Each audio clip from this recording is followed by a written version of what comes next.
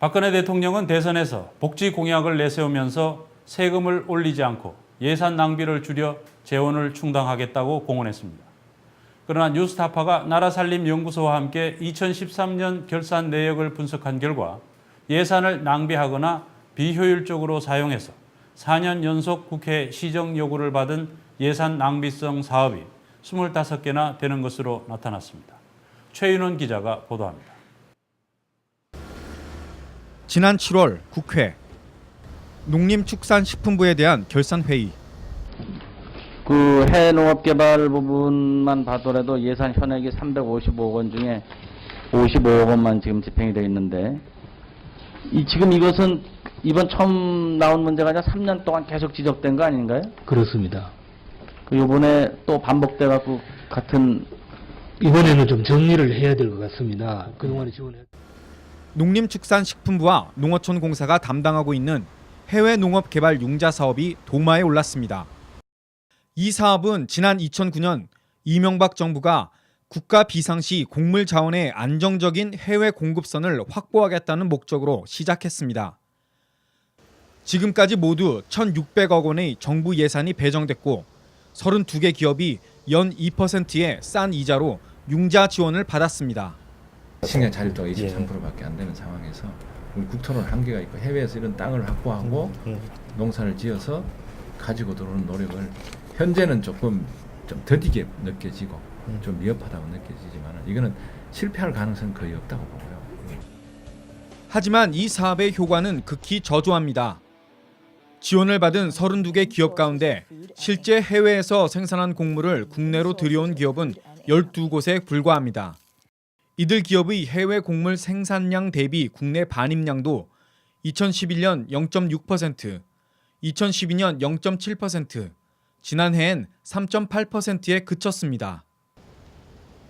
지난해 10월에는 한 기업이 해외 농업 개발을 한다며 75억여 원을 신청한 뒤 이 돈으로 국내 부동산에 투자했다가 검찰에 적발되는 등 사업자 선정에도 큰 허점을 드러냈습니다.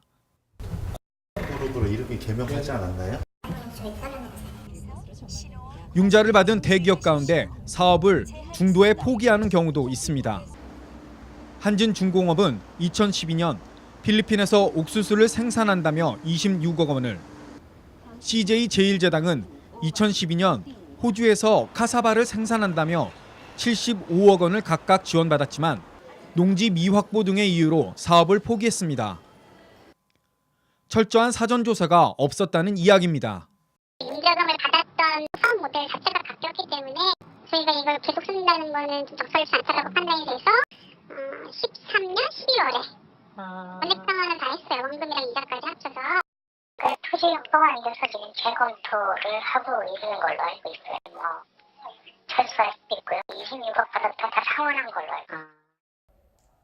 이런 문제 때문에 이 사업은 국회에서 4년 연속 지적을 받았지만 올해도 300억의 예산이 배정됐습니다.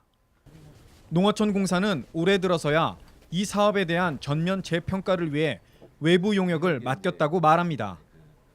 이 사업의 정책 방향을 다시 설정하고 하는 것은 계획은 가지고 있습니다. 예.